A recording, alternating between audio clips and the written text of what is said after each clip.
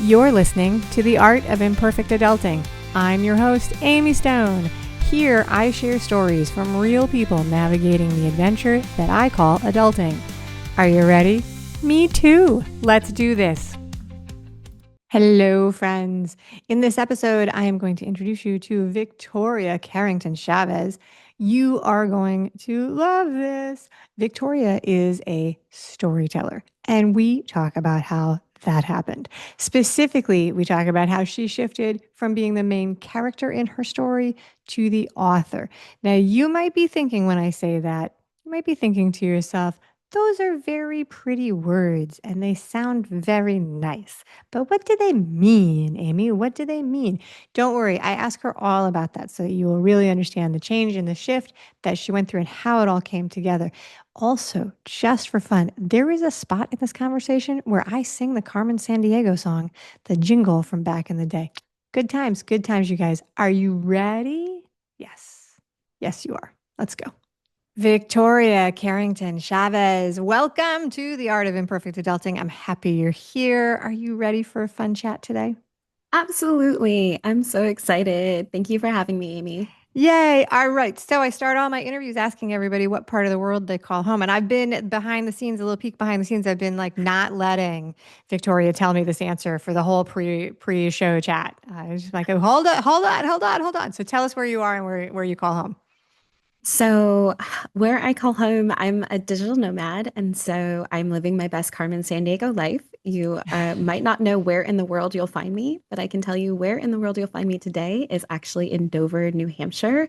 And a big shout out to Upright Acupuncture for giving me a beautiful space to record this podcast in my travels.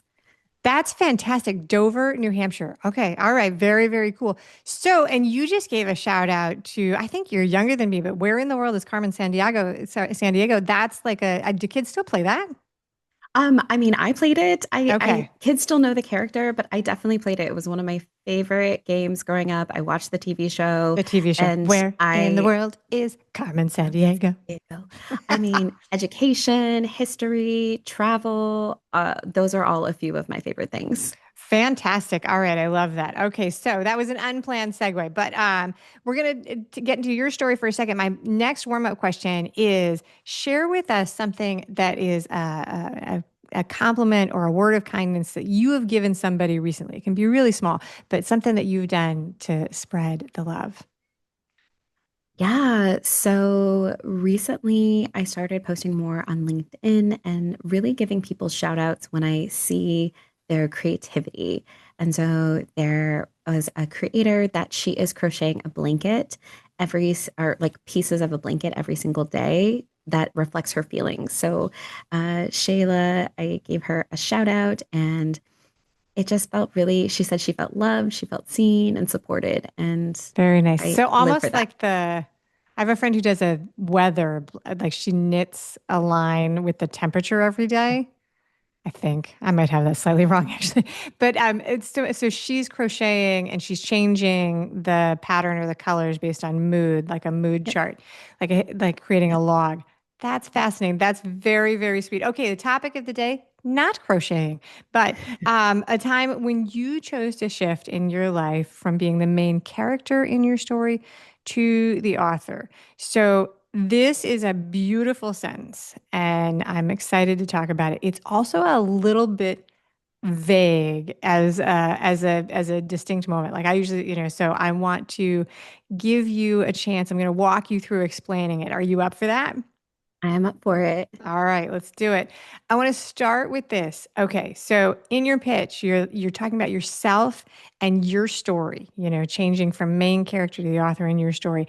I would love for you to give some more light on that and explain what are you talking about when you mean your story? Like what does it even mean? So, to me, your story is the thing that you want to be. Like, think about when you were a kid. What was the thing you wanted to be when you grew up? Generally, the answers come from that pure place, that place of who we were before the world told us who we should be. And so, when I talk about our story, it's our imagination, it's our creativity, it's our passions, it's our values. It's the thing that gets us up in the morning when the days feel heavy and hard. And I like to talk about the childhood place because like I said, it's generally the place where we're less influenced by outside forces. And Yes. so part of being a main character is kind of getting back to that true north, as some people call it, back to yourself, which for me, getting back to myself is where I've been for the last couple of years in calling home a place on the road. But it didn't start out that way. And a few years ago, I was living somebody else's story. I Okay. not a digital nomad. I did not have my own business.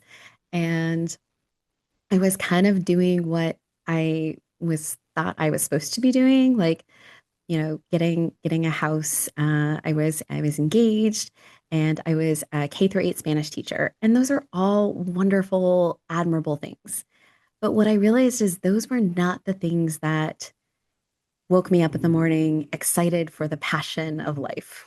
All right, that's very good. So we're gonna go more into detail there. That might have felt like I jumped in there because I did. Okay, so I'm gonna ask you about the change, but to understand the change, first of all, I want to get like some background, really set the scene, right? So that we all have a better understanding of what was going on. So you gave me a timeline, a benchmark of when this happened in your age. So which was right around when you turned 40, is Mhm. when, right? So if we were to go back to when you were 35, and you may have hit on some of these things, this might be a teeny tiny bit of a repeat. Give us a full picture of what your life was like at 35, your professional life. It sounds like you were a K through 8 teacher, the home situation, your health and happiness, your hobbies and stuff like that. Tell us what life was like then. So then we'll talk about making the change. Yeah.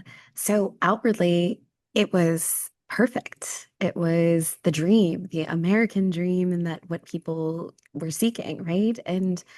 But inwardly, I remember I get off work at at Friday afternoon and I would just sit under a weighted blanket. And some days I would cry.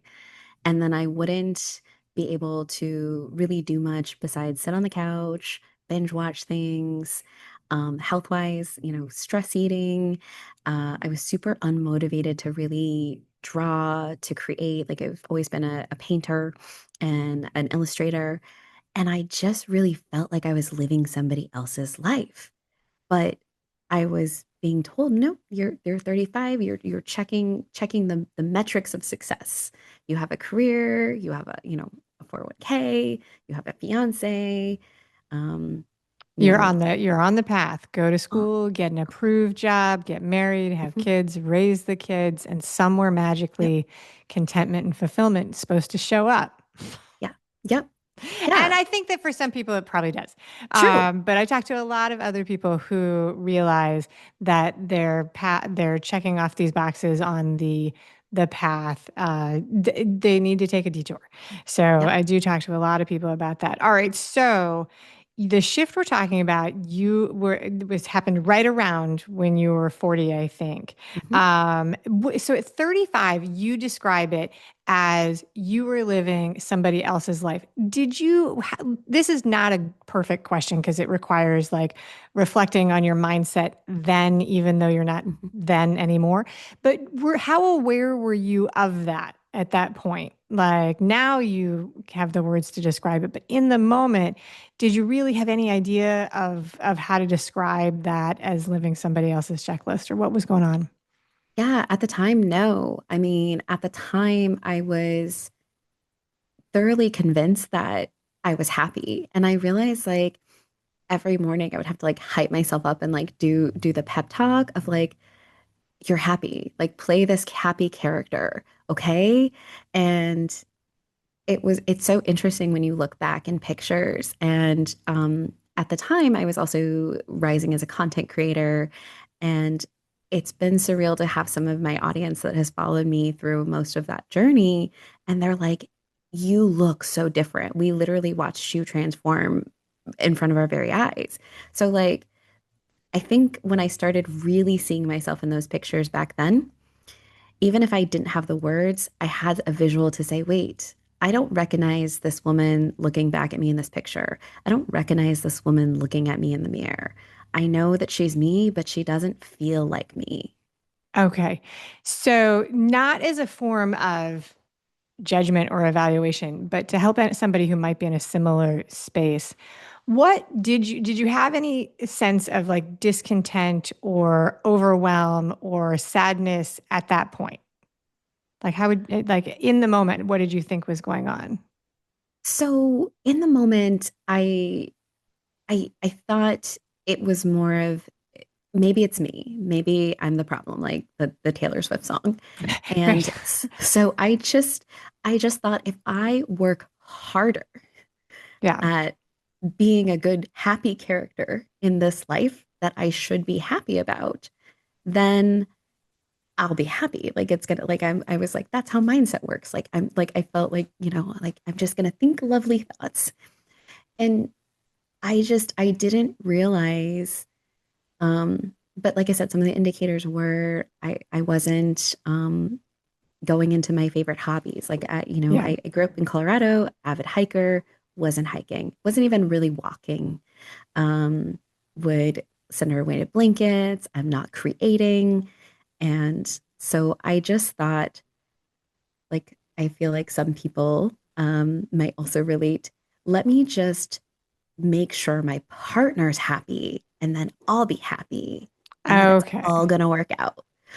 That's not what Yeah. happened. I think there's two things that are coming up for me with this. One is there's like a really old joke that has been around like for like most of my life, which is like where you run into like it's like an aunt or a grandmother that's like, and she's like they're like you look so much happier. She's like, "Yeah, I thought I was depressed. It turns out that I just needed to divorce my husband of 35 years, right?" It's like, and it's a terrible joke, right? It's a terrible joke because it really pushes on somebody else. But it did come to mind when you were saying that. And the other thing was that there is like right now in 2025, there's like a social media thing where people are like, I thought I was sick, but what I did was I needed a change. I need it, Mm, right? And it's this thing that's going on. I think that it's interesting because we want to believe that we're not the person who's going to turn this in on ourselves and score ourselves against an old-fashioned checklist. And yet I think that it's hard to pick it up in the moment. I think that it's hard to think to yourself, to realize that what's going on is, that you're really listening more than you want to external forces. I just want to yep, honor the fact that yep, in the moment, it feels like you should work harder at the job and harder at the house and harder with the kids. That's my guess. I'm not a yep, professional advisor to be able to say that. Okay, so let's talk more about the words we're using and stuff like that. Okay, so when you say that you were the main character, or you are the main character, and this is in somebody else's story, what are the other options that are out there? Like, so when did you come to this realization that you would define yourself as a main character or an author? And what are some of the other options that might have been there? yeah. And so I feel like a lot of times, so belonging is has been a big theme in my journey, right? So when we're kind of in those spaces where we're being side characters in our own story, it's Okay. it's it's because we want to belong, and that's understandable. We might put ourselves in these situations, like I, you know, checked off these boxes that I didn't even know if I truly believed in, but I also wanted to belong and feel connected. And so for me, and I think that this happens, um, I've heard this for other people as well, like you can make the choice, or at times, sometimes the choice is made for you. And you Yes. have, so I had a situation where the choice was made for me. And I had a plot twist of a telenovela variety. I had found out that I was not the only person in my fiance at the time's life. Oh, And really? so, yes, That is telenovela worthy. telenovela. That is worthy. That Um, is worthy. and so I had a decision. I was like, and honestly, I think it was that window of opportunity. And many times the heartbreaks, the layoffs, the redirections that feel so uncomfortable are those detours that are really those off ramps. Yeah. And that's what it was for me, was an off ramp to say, this isn't the life that I wanted. and what is the life that I want? That's what being a main character is. It's not like, let me come and take center stage. It's about taking my story, my values, and putting those things center stage in my life. Because I feel like I was so accustomed to putting other people's needs first. So, what does it look like when I create life by putting my wants, my values, my dreams, and those things first? That was that main character shift. All So, right. I think that's a beautiful way to describe it. I also just want to give a shout out to the fact that, so your last name is Chavez. I live in Miami. The telenoticia story, there's a saying in Miami that, we are fueled by chisme. That was high quality chisme. It probably did not feel good at the moment in your life, but that's a story dropper. That's like a thing. All right. So, at 40, there was a change. Is that the change? Is that the singular event that happened that got your attention? Was it your birthday, or was it a general, like, sort of wake up feeling call that was like, oh, I'm on the wrong path here? I would say that was the lemons. Okay. I very much I love Beyonce, and so the Lemonade album, and I did live out that lemonade feeling. Um, that was the lemons, and then the change was really when I started to turn those lemons into lemonade. It took a little bit of time. It took healing, like Yeah. it took therapy. It took a lot of support, but after kind of the grieving process, I was like, okay, I'm about to be 40. I was being asked, when are you going to settle down? Yeah. Like, People should never ask that question. That is on the list of things that people should just remove yeah, from the conversation list. like, yeah, Yeah. yeah, like time's ticking. When are you going to? And at that point, I mean, As this if you is had missed it, that you'd been alive for 40 years, as if you were right, unaware. unaware, right? And I remember sitting there and going, but I tried that. And Yeah. I like it, like heartbroken, like have just barely strung my heart back together. So you want me to try it again? And that's when I really sat down and I said, Victoria, what is the thing that you want to do with your life? Like, you're about to be 40. So instead of settle down, go after your dreams, go after the wild ones, go after the big ones. And I wanted to take a cross country road trip by myself. And I wanted the freedom to do that. So I leaned into starting my business, and I started using the vehicle, both the literal vehicle that I had and then the vehicle that I knew of, like content creation. And I started going on social media and telling my story. I actually used to make really cringy content about my breakup because that was how I was coping. That was how I was healing. And it was how I didn't feel alone. And that thing of belonging, I started to feel like I belonged. I started to feel connected from other people feeling inspired by my story. So this is a really interesting twist to how we're telling it, because one of the things that's really interesting, like, so I think that from the beginning of time, probably people have known that there's a good feeling and sometimes a benefit for sharing the things that are going on with other people. But in the last 5 to 7 years, the way human beings connect and establish community has dramatically changed. It Mhm. could be longer, right? It could be longer.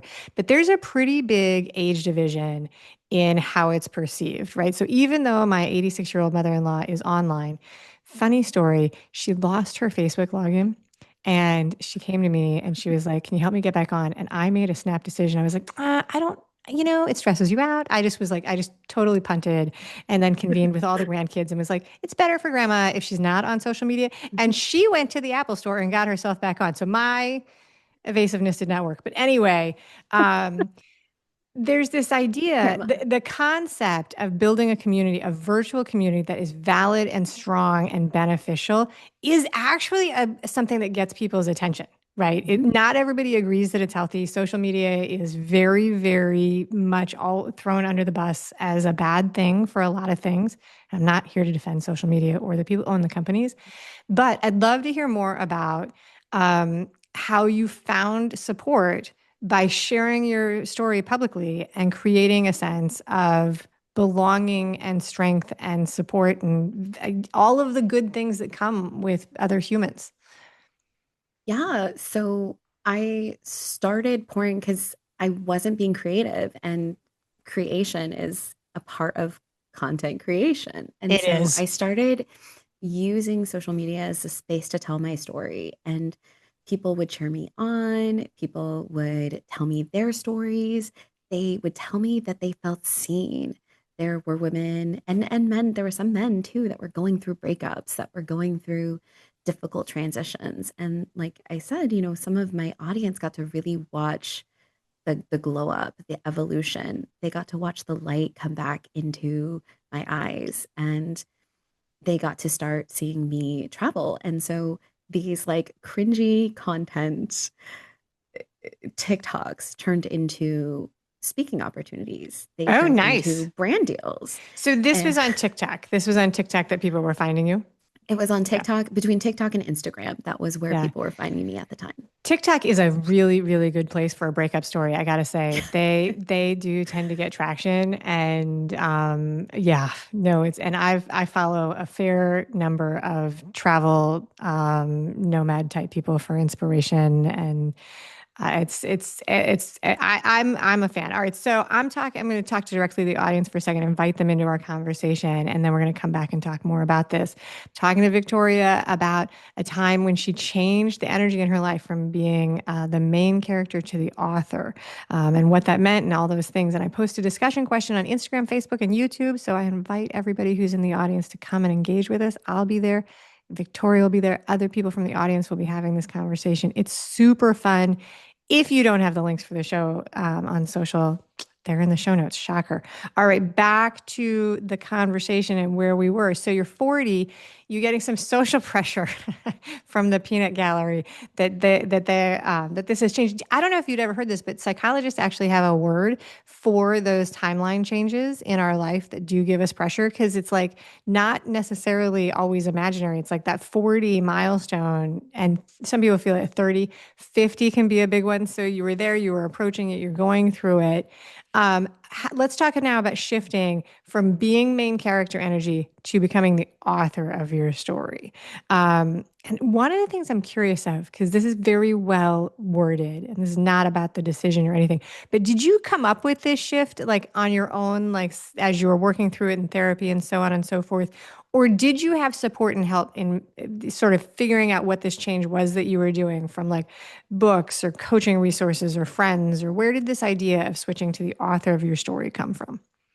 It came from a variety of places. So yes, some of those coaches, some of the community that I was connected with, and then from like therapy. But where the real big shift in like being the author of your story came is when I was connected with Ashley Ojeda, who is she's a bestselling author of HEFA in training. And it was Oh, an entrepreneurial book for Latinas who were starting businesses. And at the time, I was really starting, I had gone from my kind of corporate marketing job to now I'm on my own as a business. And does she she live in Miami? I'm trying to think if whether or not I've read that book. There's she an doesn't she doesn't okay. live in Miami, but there's a large HEFA hood, as we call it, So I have in to look, Miami. yeah, I have to look that up. Um, I consider myself I am Whitey McWhiterson. Like I do not get to qualify as Latina on any checklist, but I think that living in Miami for 30 years gives me proximity, and I claim Yes. it. Um, Yes. it's totally, I mean, I, you knew about Cheese May. I Like knew, you well, can sit at the yes, table. I could like so, but I walk the line of like trying not to like culturally appropriate a culture that I cannot actually claim. But I'm gonna look it up and see, because it was a book a couple years ago that was either this one or similar, and I remember the launch and all of the things. So I love that you threw that out, and I got like a funny expression on my face when you said "Hefe in training," because I was trying to like go back through my Swiss cheese memory and be like, wait a minute, have I read that book? All right. So you get this introduction, and then you're off to you're stepping into entrepreneurship. Stepping into entrepreneurship, and she was the one who really was like, she listened to my dreams and I said, I want to write, I want to speak. And she was like, all right, let's do it. And she invited me to one of her masterminds in Mexico with other Latina entrepreneurs. And one of my favorite of this is the shift was at the time I did not have a passport. This is a few years post COVID and I had let it expire. And also, it now takes like 6 months to get it renewed. Yes. So it was when I booked the trip with my non-refundable deposit, I had 7 weeks until the trip. They were saying it was going to take 7 weeks at minimum. And I did it anyway.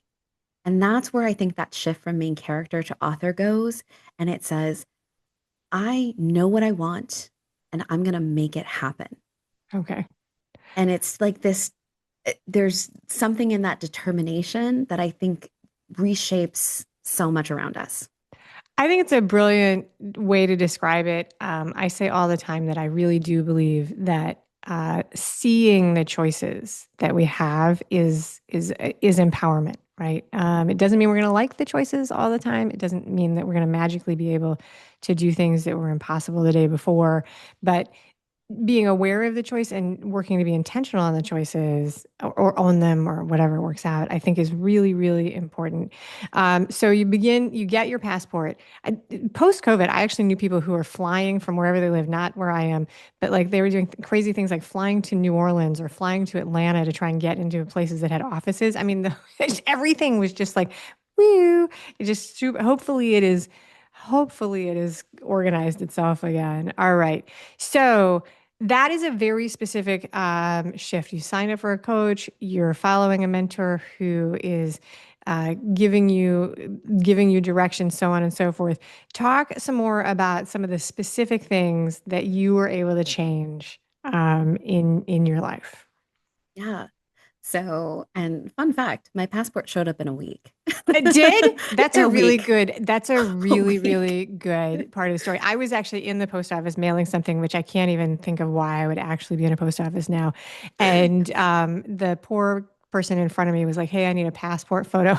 And it's one of the post office in Miami where they usually will take your passport photo. But the person was like, "Yeah, our photographer, our passport person is like on leave and won't be back for like months." I'm not in this conversation. It's not happening to me, but I'm like, oh my God. And then she's like, you can go to this other office in this other part of town where they might be open. I was like, this is not like this poor person Yeah. is now on the like, I just think that sometimes it can be an adventure. So you got yours back in a week. That's awesome. What other things did you change? So I went on the retreat in Mexico. I started writing more. I intentionally started uh, putting in the work to get a TEDx. I wanted to share my story on a TEDx stage. And within a year, I gave an international talk and then gave a TEDx 2 weeks later. And so to kind of go from, and remember how I talked about loving Yep. Carmen San Diego to now I'm living my Carmen San Diego life. I flew, I think last year I flew 35,000 miles, 4 countries, 11 states. I created content all along the way. I made friends and community from all over the world. This year, I went into that. What is the big thing I wanted to do before I turned 40, or at least before, I'm, I can. And it was that cross country road trip, which I just finished a 7th month cross country solo road trip. Oh, I love that. So, and your road trip that you did, so I dragged my kids on a cross country road trip in 2020 or 2021, whatever, they were still in school and everything was shut down. And so we did not 7 months, it was 6 weeks. But even with that, I still have the itch to like do a slower version, which will be by myself. And I will say, I don't know what kind of feedback you got from your community when you said you want to do a solo road trip across the country. I did like a test version not too long ago where I was like, I'm going to take this solo trip. Some of the people in my community had opinions. Yeah. I mean, that's kind of the thing is when you start to, I think that that's the beautiful thing about main character and even becoming the author in your story. You are always going to find people with opinions and you recognize I the like that one, you call it beautiful.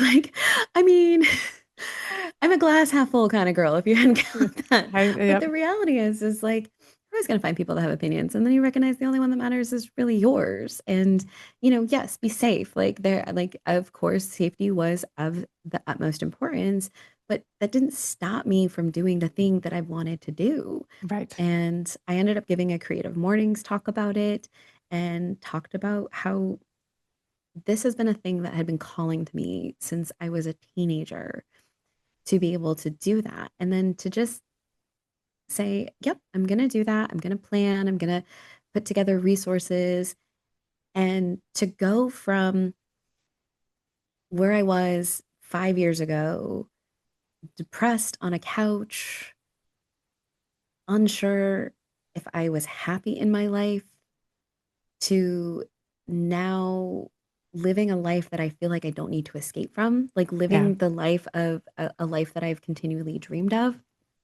is just beyond like anything like I had ever truly planned. Um, Yeah, that's amazing. So, and then the way you're doing the cross country road trip is because there's a million different ways to do it, right? Is you are I would almost we would call this like slow travel. Like you are going from place to place, setting up a little Airbnb or hotel or guest stay. yep. Okay, as opposed to renovating a school bus and driving and camping. Okay, so Yep. just inquiring folks want to know. All right, and so I'm going to ask you. You gave me the answer to this. Like, so today, I think. All right, so I actually watched your TEDx talk. I'll put the link to it in the show notes so that other people can. You and I checked. I was researching you. I was preparing for the interview. You call yourself now a storyteller, I think, Mhm. is what you call yourself. Yes. All right, so very good. This ties into your profession. Like this, Mhm. you are now a professional storyteller. So at what point, the first question here is, at what point did you claim that as your profession? Yeah, I mean, it was last year when I was working with one of my mentors and she was like, "It's very clear you're a storyteller." And I said, "No, it's not." And when I looked at how I had viewed the world, how I had viewed social media, how I had used that to make connection, because stories help us connect. My TEDx is a story, it's sharing mine. And years of working in content creation and working as a consultant and helping other people share their stories, I realized that a lot of times people might get stuck in how did I tell my story? How do I tell it authentically? How do I, and there is a little bit of like, you don't just wake up one day and like, say, hey, I'm the main character now. Like a lot of the shifts that I'm talking about have happened over years. There have been inner work and a lot of talking to the mirror and the pep talks. But what I realized is that people sometimes don't always see the brilliance in their story because we're just so used to living it. Yes. No, I mean, one of my favorite expressions about it's very hard to see the label from inside the bottle. You're Yes. in the middle of it, and it's not that you've done anything wrong or anything else, Yes. but it's impossible to see because you're doing the thing. Yep. It's a skill, 100%. So I want to clarify because you said that you were working as a Spanish teacher. I think, Yes. right. So, what what did you study in school? This is a totally nosy question. You don't actually have to tell me, but like, when I was putting together the questions, I was like, all right, I don't know that there's a storytelling like degree or a certificate. Like, what did you study in school? So I have a degree in communications Oh, so with an that emphasis counts. in linguistics Okay. and Spanish language. So, and and essentially like linguistics being, I geek out on all the different ways that we can talk to each other and all the different ways we communicate to each other and what is story, but the heart of that. Oh, absolutely. No, very similar. So my degree is in journalism, so they officially called it mass communication. And then I studied French and had to do phonetics and all those things. So like I'm fascinated by the differences. One of the things that just really, really entertains me is when people get super hung up on there being only one way to say something or one way, Oh, yep. one word, or like a word can never change. And I just am like, I see your argument and I'm gonna go get my popcorn because Yep. I just find it entertaining and whatever. So that is very good. So you actually, I would say that you had a pretty, official education. I'm sure you worked Yep. hard on telling your own story and Yep. using the tools for modern storytelling. All right. So in a minute, we're going to do the final fun questions. Yep. I want to give you a chance to talk directly to the audience and tell them about your business today, what you do, Yep. who you help. Share with us the name of your company for sure, the products and services you offer, and then do you have an offer for the audience? And I'll come back and share that after you do that. Yeah. So what had started as Lilac and Aspen I've evolved a secondary brand called the Story Saloon, and it is happy hour for your brand, for your story. I love your bottle analogy, and I really help people distill the power of their story. A lot of times people don't realize how powerful and resonant just being your authentic self can be. And sometimes we need support and a guide in helping us get there. We need somebody to reflect back what's inside the bottle. And that's what I help people do. And it's been really great to see some of the people that I've worked on have gone on to give TEDx's. They've gone on to, secure some of the brand deals they're seeking. They've gone on to write the book, right? The Yeah. thing that to tell their stories in all the different ways that their hearts desire. And I really feel like when we are telling stories and we are showing all of the different ways, like much like language, right? Like Yeah. people will argue over this is the one way to say it, but you and I both know that there's multiple ways to Yes. communicate and to share a story. And the more that I help people be in that, the more just excited and hopeful I get. Like I literally wake up every day and I'm just excited to live my life. And 5 Yeah. years ago, that was not my story. And today, I look in the mirror and I sometimes cannot believe the woman looking back at me because she was always there and now I see her. That's really, truly very beautiful. And it is true. One of my favorite things one of my favorite stories I share about me with words is that the words sometimes do change. So Yeah. I was standing at a tiki bar on a beach in Mexico, which aligns with you were there on a retreat. And I walked up in this, New York bar. He told me he was from New York, so I knew that New York bartender was like, "Hey, can I make you a bespoke cocktail?" And my brain broke in this moment because I was like, "That's not what that word means. That word is about tailoring clothes." And I was like, okay." And the reason it's so funny to me is that A, it didn't matter. I knew what he meant, Mhm. like that he was going to make a custom thing. And also now like it is the way we use the word. It just means like an artisan thing. It's totally Yep. shifted. So Yep. I could rail. I could be like, get off my yard, like, cranky person. Like this is not what it means. All right. Do you have a special offer for the audience, which is a 60-minute one-on-one deep dive to help people uncover their signature story? Yep. Normally sold for $297. Special Mhm. offer for the audience. They get it for free. That's a Mhm. really great offer. There's a link, you guys. The best way to get the link is to be subscribed to the Imperfect Adulting email list because then you can just click on it. But it is also in the show notes wherever you are listening or watching the show. Thank you very much, Victoria, Of for that course. generous offer. Are you ready for the final questions? I am. Let's do it. Do it. Do it. These are rapid fire just for fun. What is your favorite summertime activity? Oh, swimming in the river. Ooh, nice. All right. Very Yep. good. Very, very good. I love that. All right. Do you read or listen to books? Because now we can do both.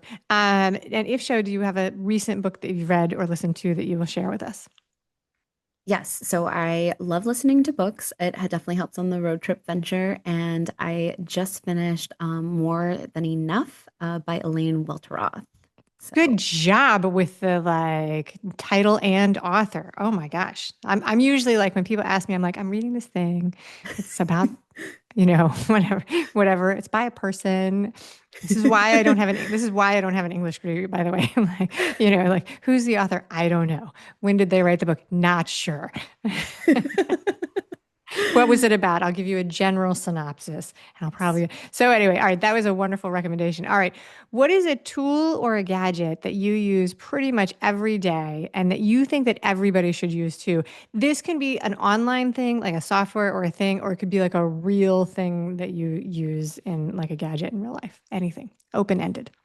I mean, I definitely use does your phone count? Because I It feel does, like it sure. has everything. But like, if I had to give because my phone has my calendar, it Yeah, has some of my social medias, yeah. and it has all my different, apps these days and how because people don't like basic text you or call you. People don't call you in the same way. But that was actually really fun on the road trip to have people call me because I was like, Yep. I can't text you. You need to call me. So fun thing. I answer phone calls, like I screen my calls like everybody because like no one actually calls me. Like when my phone rings, I only answer it if it comes up with a name that I know, right? Like because otherwise I would be declining political conversation surveys all day long or whatever it is, or I don't even know what the people are calling. I don't know what they're calling about, but I don't answer. But anyway, I can answer the phone in my car because I just hit the button. Yeah. But recently, like I needed to like answer the phone with the phone in my hand. Like somebody's like, I'm going to call you back. It was for like an appointment. And I was like looking at the phone and I was like, I don't even know. I don't know what's going to happen when this rings. I haven't done this in a long time. And then it came up and I was like, I'm just going to push the button. That's what I'm going to do. Yep. Yeah. Yeah. I mean, my steering wheel has like Siri now connected Yes. to it, which I was like, that's fun because then I'll just click Siri on the steering wheel and Siri will call or take notes. I mean, I Yeah. definitely, What are was they like, take calling that? notes. They're calling those fast channels Mm. when the technology has direct buttons to specific things. I just got a word for that. I don't know if anybody else is using that word. Maybe not. I don't know. That's it, Victoria Carrington Chavez. This has been fantastic. Yes. Thank you for being a wonderful guest. Thank you so much, Amy. Loved being here. Thank you for listening today.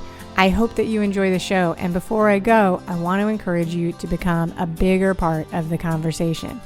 Obviously, subscribe wherever you're listening to the show. Listen to more episodes. That'd be great. Again, please write a review and tell your friends about the show. That truly is a great help for getting the show in front of new people. Okay, but more fun for you yourself, head over to imperfectadulting.com and join the email community. You'll get some free stuff right away, and that way you'll begin to get the emails about the podcast. This includes the links for the special offers from the guests, and it's the only way to get that. Also, if you aren't in the mood to listen, I actually include an article directly in those emails. Whee! Now, if you love this and you crave more time with me, Amy, as a coach, a mentor, or just adultier adult, numero uno, check out The Village.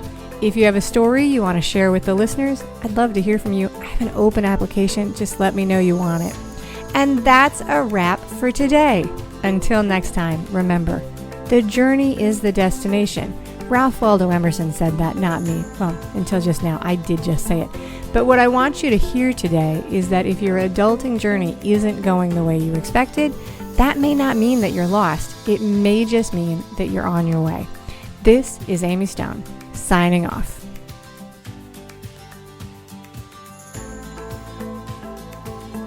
The Imperfect Adulting podcast is created and produced by Amy Stone and Amy Says So.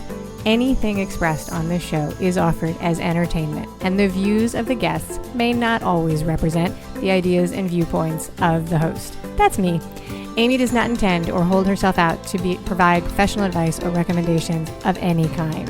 In the end, you and you alone need to make those kinds of decisions based on your personal and individual situation, needs, circumstances, and comfort level.